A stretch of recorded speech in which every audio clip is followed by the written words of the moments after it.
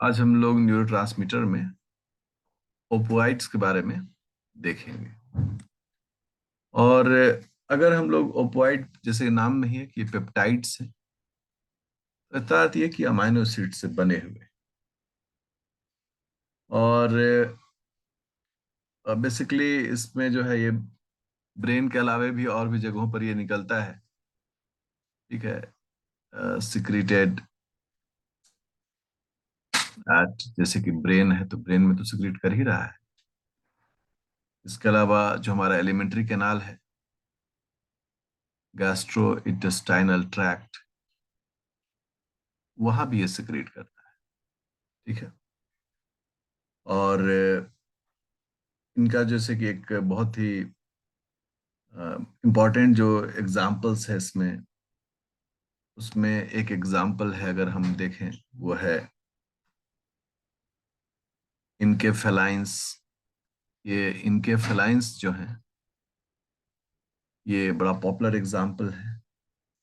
इसके अलावे अगर हम दूसरा एग्जाम्पल देखें तो वह बीटा इंडोर्फिन। इंडोर्फिन ये भी इसी का एग्जाम्पल है, बहुत इंटरेस्टिंग है ये। ठीक है। उसके अलावा मतलब ग्रुप में और भी छोटे छोटे डिफरेंट टाइप्स के हैं, लेकिन ये सब बड़े पॉपुलर है, सब बड़ा बड़ा कॉमन जो है ना, वो मतलब कि ओपियाइड, ओपियम से आया ये। जो नहीं होता जहाँ मॉर्फिन ये सब बनता है, कोकीन मॉर्फिन, उस ग्रुप से आया है। तो ये जो केमिकल्स हैं, ये केमिकल्स का काम भी देखना है, इनके नाम को भी देखना है, इनके रिसेप्टर्स को भी देखना है।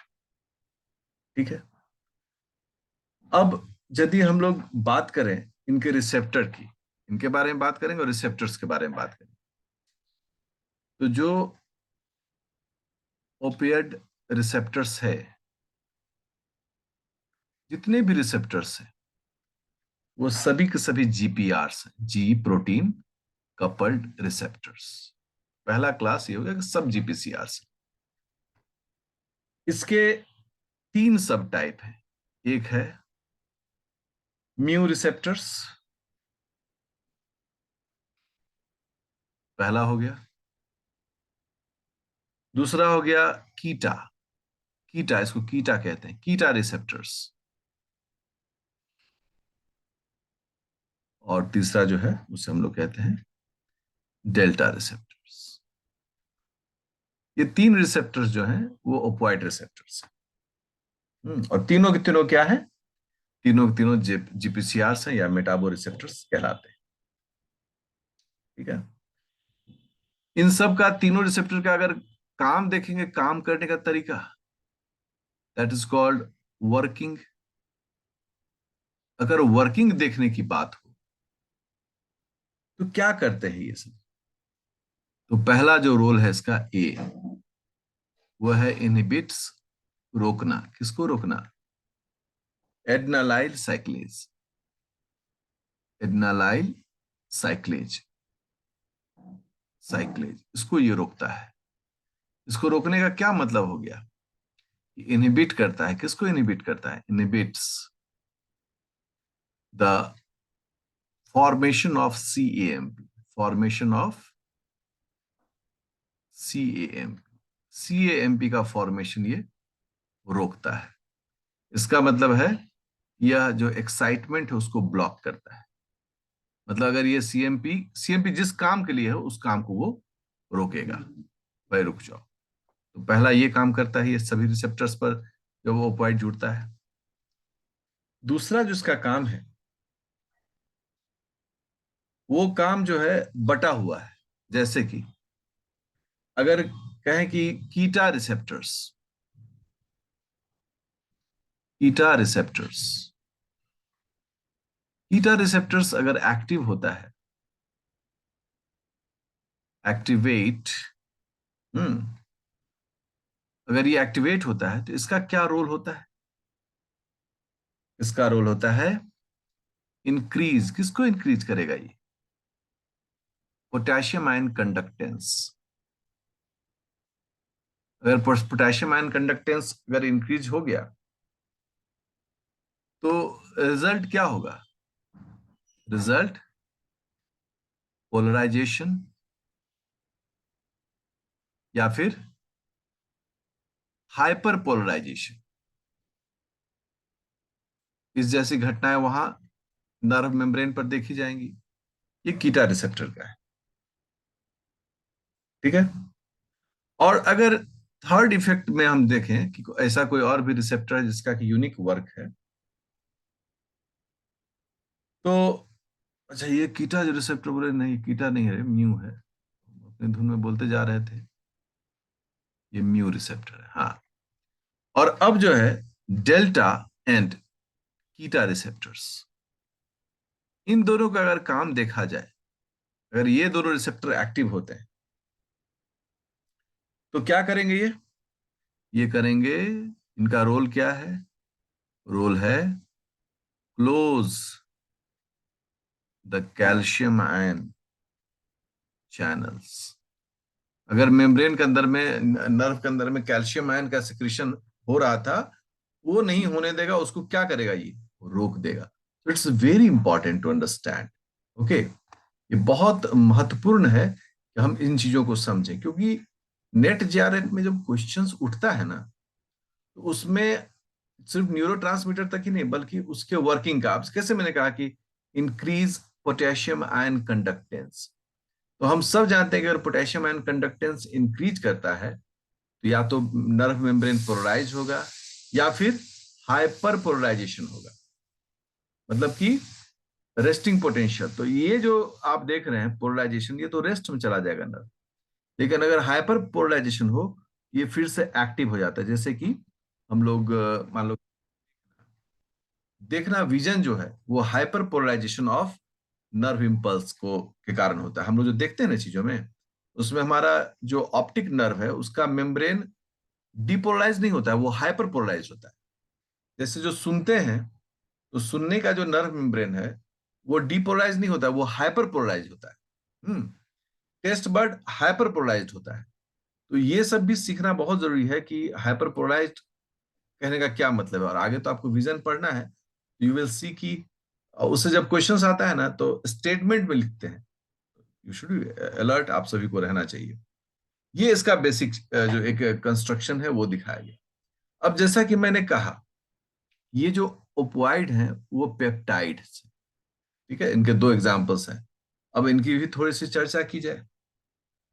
क्या कहते हैं हम लोग कि जो ओपोइड्स होते हैं, ठीक है, अच्छे से एकदम एक एक, चूंकि ये सब नई जानकारी है आपके लिए। आप देखिए, ओपोइड पेप्टाइड्स जो होते हैं, ये सभी क्या होते हैं? इनएक्टिव होते हैं। कैसे इनएक्टिव होते हैं? तो जैसे कि इंसुलिन कैसे होता है, इंसुलिन तो एक बहुत कॉमन एग्जांपल है। तो हम लोग पढ़ते हैं कि इंसुलिन जब बनता है तो कच्चा माल जो इंसुलिन होता है उसको कहा जाता है प्री प्रो इंसुलिन। ठीक है। फिर क्या होता है उसमें? जो प्री हिस्सा है वो कट जाता है, मतलब यहाँ पर जिसको हम लोग बोलते हैं क्लीवेज, कटना, टूटना। और फिर क्या बचता है? Pro insulin. और फिर यहाँ पर एक एंजाइम की मदद से वहां पर टूटता है क्लीवेज एक सेट में, और तब होता है क्या? Functional insulin. ये चूंकि सभी विद्यार्थी अपने अर्ली स्टेजेस में पढ़ते हैं, ठीक उसी प्रकार से यहाँ भी क्या है, यहाँ भी यही कॉन्सेप्ट है। यहाँ भी क्या है कि प्री प्रो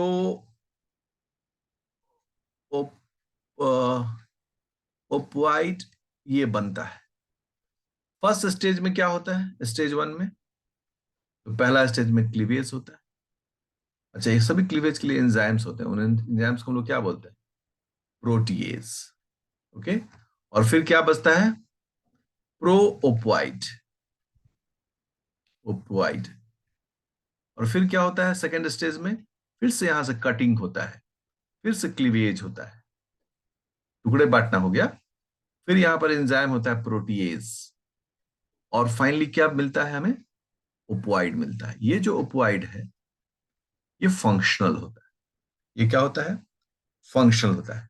तो इसका मतलब सर जितने भी एग्जाम्पल होंगे ओपोइड पेप्टाइड्स में जो न्यूरोट्रांसमीटर्स हैं, इसका मतलब सब के सब प्री प्रो ओपोइड होंगे? बिल्कुल, सारे के सारे प्रीप्रो ओपॉइड ही होते हैं, और इनको कट करके तब ये जाकर चेंज होते हैं। अब इसमें जैसे एक एग्जांपल भी हम सेटअप करते हैं। हम लोगों ने शुरू में क्या देखा था, फर्स्ट में दो एग्जांपल को क्या देखा था, इनकेफेलिन्स एंड बीटा मॉर्फिन। हम लोग इनकेफेलिन्स को लेते हैं, देखते हैं कि इनकेफेलिन्स के लिए क्या है। जैसे एग्जांपल तो हम लोग देखते हैं प्री प्रो इनकेफेलिन्स, प्री प्रो इनको इनकेफेलिन है। अब सबसे पहला स्टेज में क्या होता है कि प्री हिस्सा जो है वो कट कर निकल जाता है, जो प्री पार्ट है वो कट के निकल गया। अब क्या बचा, प्रो इनकैफिलिन, प्रो इनकैफिलिन। अब प्रो इनकैफिलिन जो है उससे फिर क्लीवेज हुआ, प्रो हिस्सा कट के निकल गया। ये सब का सीक्वेंस होता है, लेकिन सीक्वेंस आपको नहीं पढ़ना है यहाँ पर, इसलिए सीक्वेंस बताने की जरूरत भी नहीं है। अब जब यह कट गया, इसके बाद अब इससे एक फंक्शनल तो फंक्शनल इनकैफिलिन में देखेंगे कि इसमें जो एग्जाम्पल है फंक्शनल में वो दो प्रकार का है। एक मेट इनकैफिलिन, इनकैफेलिन, ओके ये है, ओके। एंड दूसरा दूसरा है ल्यू इनकैफिलिन। अब यहां पर विद्यार्थी को तनिक भी घबराना नहीं है। क्यों नहीं घबराना है? क्योंकि ये मेट किसको रिप्रेजेंट कर रहा है, मेथियोनिन को। मेथियोनिन। हाँ, एक अमाइनो एसिड है उसको रिप्रेजेंट कर रहा है, और ल्यू ल्यूसिन को कर रहा है। So it is very significant to understand. इस प्रकार से फंक्शनल इनकैफिलिन न्यूरोट्रांसमीटर्स जो है उनका सिंथेसिस एंड सिक्रीशंस होता है। और इस तरह के लगभग 20 से भी ज्यादा प्रकार के ओपियोइड पेप्टाइड्स को अब तक आइडेंटिफाई किया जा चुका है। और धीरे धीरे लोग क्या कर रहे हैं, इसके स्ट्रक्चर को भी स्टडी कर रहे हैं। साथ ही साथ क्या है कि ब्रेन में तो मिल ही रहा है ये, लेकिन ब्रेन के अलावे भी और भी जगहों पर ये इस तरह का ट्रिगर, मतलब काम को जो है वो क्या कर रहा है, ट्रिगर कर रहा है। अब जैसे ड्रग एडिक्शन में हम लोग देखते हैं कि मॉर्फिन लोग यूज करते हैं, या कोकीन यूज करते हैं, या फिर ऐसे जो नशीली दवाइयां आती है उसमें बीटा एंडोर्फिन होता है। ये दवाइयां होती हैं जो कि इलाज में यूज किया जाता है, लेकिन अगर एक सर्टेन अमाउंट से ज्यादा यूज किया जाए तो उसका जो है बुरा असर निश्चित रूप से बॉडी ऑर्गन्स पर देखा जाता है।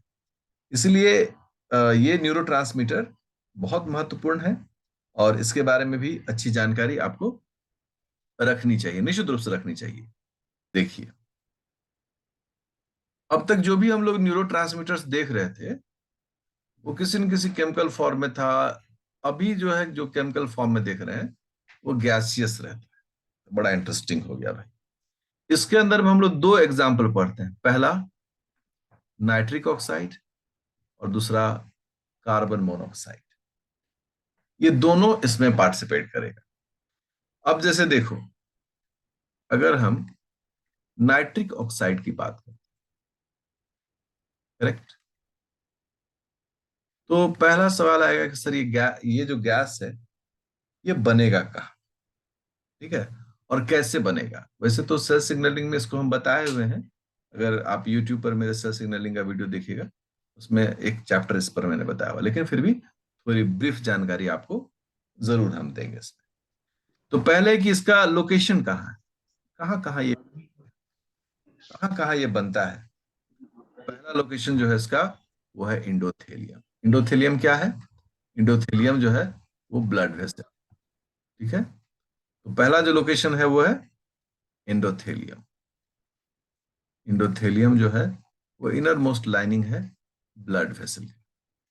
वहां पर ये इसका रिपोर्ट किया गया, वहां भी मिला है, ये बिल्कुल सही है। इसके अलावे ये ब्रेन में और मतलब नर्वस सिस्टम के अलग अलग हिस्सों में भी मिला है। एंड तो हम ब्रेन ही लिख देते हैं, एंड ब्रेन, ब्रेन में भी ये मिला है। इसीलिए जब भ्रामरी प्राणायाम किया जाता है तो ब्रेन के मेम्ब्रेन के पास नाइट्रिक ऑक्साइड का कॉन्सेंट्रेशन जांचने पर पता चला कि बहुत ज्यादा है, और वह ब्रेन को रिलैक्स करता है भ्रामरी प्राणायाम से। तो कहीं ना कहीं रिलेशनशिप है इंडोथेलियम। तो इंडोथेलियम ब्लड वेसल में इसका क्या रोल है? तो ये वहां भी ये रिलैक्सिंग फैक्टर है, रिलैक्सिंग फैक्टर। ठीक है, ब्लड वेसल्स को ये रिलैक्स करता है, रिलैक्सिंग फैक्टर है। और ब्रेन में भी क्या है ये, रिलैक्सिंग फैक्टर। सो ये जो नाइट्रिक ऑक्साइड है, ये बड़ा रिलैक्स करता है इंसान को, और थकान दूर होता है, ब्रेन की ताजगी होती है, मेमोरी शार्प होता है। चलिए भाई, सही है। इसका प्रिकर्सर क्या है, किस मॉलिक्यूल से ये बना है? अगर प्रिकर्सर मॉलिक्यूल के बारे में हम पूछें तो साफ है कि ये एक अमाइनो एसिड से बना है, जिसका नाम है अर्जिनिन। ठीक है, सो अर्जिनिन से ये बना हुआ है। बड़ा इंटरेस्टिंग हो गया भाई। और अर्जिनिन से जब ये स्टेप है, हम स्टेप तो अलग से बताते हैं, लेकिन यहां पर हम उतना स्टेप्स नहीं बताएंगे। अर्जिनिन से अगर नाइट्रिक ऑक्साइड बनना है तो यहां पर एक एंजाइम हो जाता है जिसको बोलते हैं नाइट्रिक ऑक्साइड सिंथेज। इसके मदद से यह इसका फॉर्मेशन होता है। ठीक है, ये जो न्यूरो ट्रांस, चूंकि हम न्यूरो ट्रांसमीटर कैटेगरी में पढ़ रहे हैं तो हम न्यूरो ट्रांसमीटर ही बोलेंगे। हम्म ये जो न्यूरो ट्रांसमीटर है, यह इसका रिसेप्टर कहाँ है, यह किससे जाके बाइंड करता है? ये बाइंड करता है, binds and activate, binds and activates, इसको एक्टिवेट करता है। ग्वानानाइल, ग्वानानाइल साइक्लेज रिसेप्टर, साइक्लेज, हाँ ठीक है, तो लिखे थे रिसेप्टर, ये इसको एक्टिवेट करता है। इसके रिसेप्टर का नाम हो गया ग्वानानाइल साइक्लेज रिसेप्टर। ठीक है, तो ये एक न्यूरोट्रांसमीटर ग्रुप में जब ब्रेन में सिक्रीट होगा तो ये ग्वानानाइल साइक्लेज रिसेप्टर को एक्टिवेट करेगा। और इसका इंपैक्ट क्या होगा, जो मैंने पहले कहा है, रिलैक्सेशन। ये रिलैक्स करेगा। हम लोग नहीं कहते हैं कि हमारा ब्रेन बहुत थक जाता है। अब कैसे थकता है वो तो मैन टू मैन वैरी करता है, एक साइकोलॉजिकल स्टेट है जब हम फील करते हैं कि हम थक गए हैं। ब्रेन तो हमेशा सक्रिय ही रहता है, लेकिन ऐसा है कि उसको रिलैक्स करना, तो रिलैक्सेशन के लिए ये नाइट्रिक ऑक्साइड जो है, नाइट्रिक ऑक्साइड जो है, इसका बड़ा महत्वपूर्ण रोल देखा गया, और साइंटिफिकली इसको प्रूव भी किया गया कि एक न्यूरोट्रांसमीटर,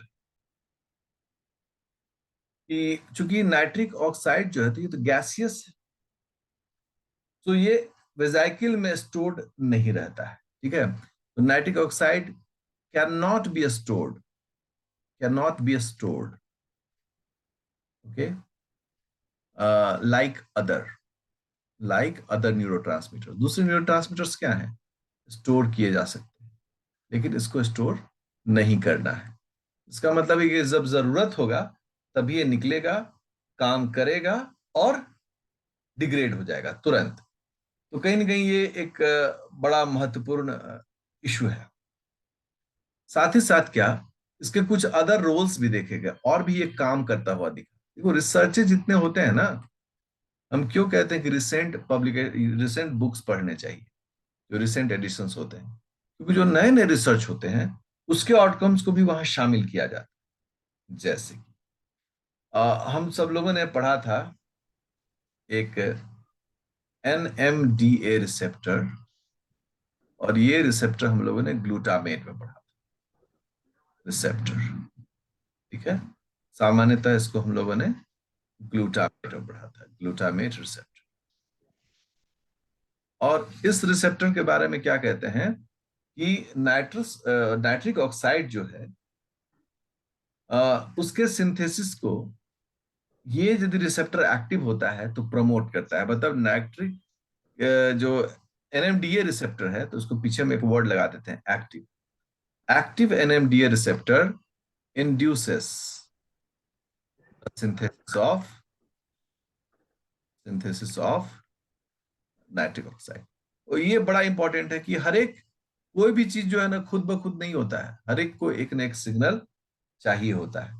तो ठीक उसी प्रकार का ये सिग्नल जो है, वो यहाँ पर एक प्रमोशन बता रहा है कि कैसे ये चीजें बनती है। अब दूसरा जो न्यूरोट्रांसमीटर है उसका नाम है कार्बन मोनोऑक्साइड। सामान्यतः हम कार्बन मोनोऑक्साइड टॉक्सिसिटी पढ़ते हैं, अगर जाड़े के दिन में रूम बंद करके अगर हम अलाव जलाएं तो कार्बन मोनोऑक्साइड की बड़ी मात्रा होती है, और हीमोग्लोबिन से इसका जो एफिनिटी होता है वह ऑक्सीजन की तुलना में 300 टाइम्स ज्यादा होता है। ये ऑक्सीजन का कॉम्पिटिटिव इनहिबिटर होता है ब्लड में। तो ब्लड में हीमोग्लोबिन इससे बाइंड करने लगता है और साइलेंट डेथ कंडक्ट होता है। चलो ठीक है, ये तो उसकी बुरी चीजें हैं। लेकिन ऐसा है ना, ये भी जो है ना इंडोजीनियसली फाउंड होता है, और सेंट्रल नर्वस सिस्टम में ये एक न्यूरोट्रांसमीटर के रूप में काम करता है। ठीक है ना, acts as a neuro transmitter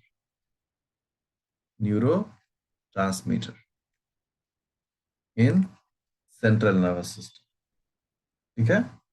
and enteric मतलब गट। इंटेरिक मतलब इंटेस्टाइन। तो इंटेरिक जो नर्व्स होते हैं वहां पर भी ये इनका देखा जाता है। तो central nervous system, enteric nerves में ये मिलते हैं। करेक्ट। और इनका प्रिकर्सर क्या है, किससे बनते हैं ये? प्रिकर्सर की बात हो तो हमारा जो ब्लड का हिम पार्ट है, हिम हिम प्रोटीन जो है ना, not him protein, him him porphyrin. Porphyrin, जो हिम पोरफायरिन हमारे हिमोग्लोबिन में होता है, उसका ये प्रिकर्सर होता है। मतलब उसके डिग्रेडेशन से ये सिंथेसिस होता है। तो हिम पोरफायरिन से ये बनता है कार्बन मोनोऑक्साइड। और इसके लिए जो एंजाइम होता है, उस एंजाइम, बड़ा पॉपुलर एंजाइम है, उसे कहते हैं हिम ऑक्सीनेज 2। उसका नाम होता है हिम ऑक्सीजनेज 2। शॉर्ट फॉर्म में लोग बोलते हैं HO2। ठीक है, तो कई बार लोग बोलते हैं अरे H2O होता है। नहीं नहीं, ये एक्चुअली एक एंजाइम का नाम है, जिसे शॉर्ट फॉर्म में HO2 कहा जाता है। कार्बन मोनोऑक्साइड भी क्या है, इंट्रासेलुलर मैसेंजर मिलता है, और ये उसी से बाइंड करता है। मतलब कार्बन मोनोऑक्साइड का रिसेप्टर कौन है, तो ये binds to same guanonyl cyclase receptor. ठीक है, तो इस करता है। और बाइंड करने के बाद क्या होता है, ये मॉड्यूलेशन करता है। किस प्रकार का मॉड्यूलेशन करता है, क्या क्या इसका रोल है? मतलब अब कार्बन मोनोऑक्साइड जब जुड़ेगा इस तरह से ब्रेन में, इसका रोल क्या होगा? तो कहाँ कहाँ रोल देखा जाता है? जैसे सूंघने में, ऑल्फैक्शन, स्मेल, स्मेल के वक्त में इसका रोल देखा गया। पेन, जब दर्द हो तो उस वक्त भी वहां पर कार्बन मोनोऑक्साइड का न्यूरोट्रांसमीटर के रूप में देखा गया है। हाँ भाई, ये भी चीज जो है वहां पर एग्जिस्टेंस इसका होता है। तो कहीं ना कहीं ये इस तरीके से है। लेकिन एक क्या है ना, कि अगर एक लिमिट से ज्यादा हो तो फिर ये जहर का भी काम करता है। इसलिए ये सभी जो आप, जैसे मन में किसी का सवाल आएगा, sir it is toxic, then why? तो टॉक्सिक एट अ थ्रेशोल्ड, और कहते हैं ना कि अगर 10 ml तक रहेगा तो ठीक है, अगर 11 ml हो जाएगा तो जहर हो जाएगा। सो एक सर्टेन अमाउंट में अगर ये बनता है प्रक्रिया के अंदर में, तो ये रिलैक्स करता है, मतलब ये अच्छा काम करता है। बट अगर उससे ज्यादा सिगरेट होने लगा, देन इट इज डेंजरस। तो ये इस तरह की चीजें जो होती हैं उसको हम लोगों को समझना चाहिए।